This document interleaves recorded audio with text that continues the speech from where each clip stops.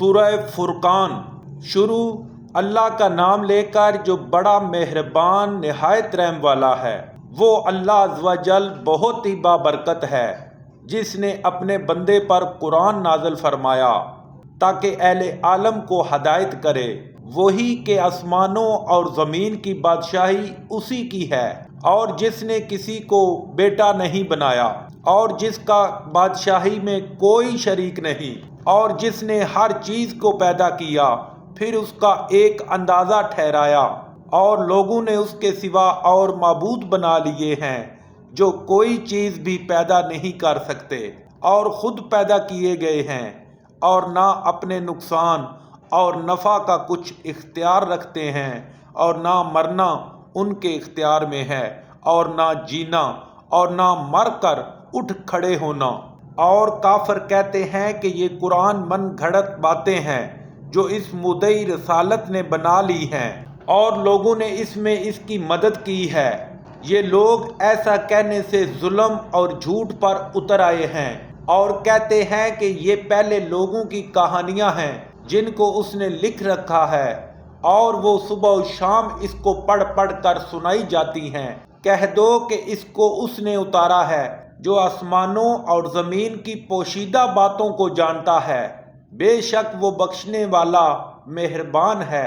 اور کہتے ہیں کہ یہ کیسا پیغمبر ہے کہ کھانا کھاتا ہے اور بازاروں میں چلتا پھرتا ہے، اس پر کوئی فرشتہ کیوں نازل نہیں کیا گیا کہ اس کے ساتھ ہدایت کرنے کو رہتا، یا اس کی طرف آسمان سے خزانہ اتارا جاتا، یا اس کا کوئی باغ ہوتا کہ اس میں سے کھایا کرتا۔ اور ظالم کہتے ہیں کہ تم تو ایک جادو زدہ شخص کی پیروی کرتے ہو۔ اے پیغمبر صلی اللہ علیہ وسلم، دیکھو تو یہ تمہارے بارے میں کس کس طرح کی باتیں کرتے ہیں، سو گمراہ ہو گئے اور رستہ نہیں پا سکتے۔ وہ اللہ بہت بابرکت ہے جو اگر چاہے تو تمہارے لیے اس سے بہتر چیزیں بنا دے، یعنی باغات جن کے نیچے نہریں بہہ رہی ہوں، نیز تمہارے لیے محل بنا دے، بلکہ یہ تو قیامت ہی کو جھٹلاتے ہیں، اور ہم نے قیامت کے جھٹلانے والوں کے لیے دوزخ تیار کر رکھی ہے۔ جس وقت وہ ان کو دور سے دیکھے گی تو غضبناک ہو رہی ہوگی، اور یہ اس کے جوش و غضب اور چیخنے چلانے کو سنیں گے۔ اور جب یہ دوزخ کی کسی تنگ جگہ میں زنجیروں میں جکڑ کر ڈالے جائیں گے تو وہاں موت کو پکاریں گے۔ آج ایک موت کو نہ پکارو، بہت سی موتوں کو پکارو۔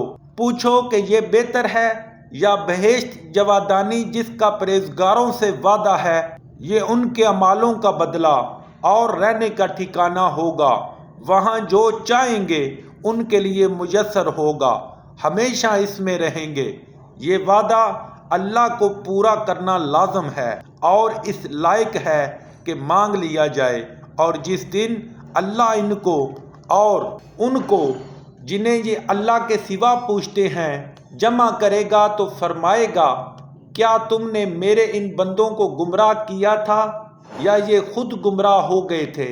وہ کہیں گے تو پاک ہے، ہمیں یہ بات شایع نہ تھی کہ تیرے سوا اوروں کو دوست بناتے، لیکن تو نے ہی ان کو اور ان کے باپ دادا کو برتنے کو نعمتیں دیں، یہاں تک کہ وہ تیری یاد کو بھول گئے، اور یہ ہلاک ہونے والے لوگ تھے۔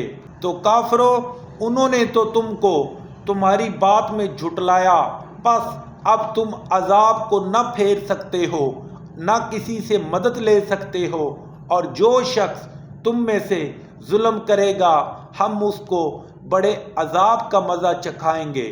اور ہم نے تم سے پہلے جتنے پیغمبر بھیجے ہیں سب کھانا کھاتے تھے اور بازاروں میں چلتے پھرتے تھے، اور ہم نے تمہیں ایک دوسرے کے لیے آزمائش بنایا۔ کیا تم صبر کرو گے؟ اور تمہارا پروردگار تو دیکھنے والا ہے۔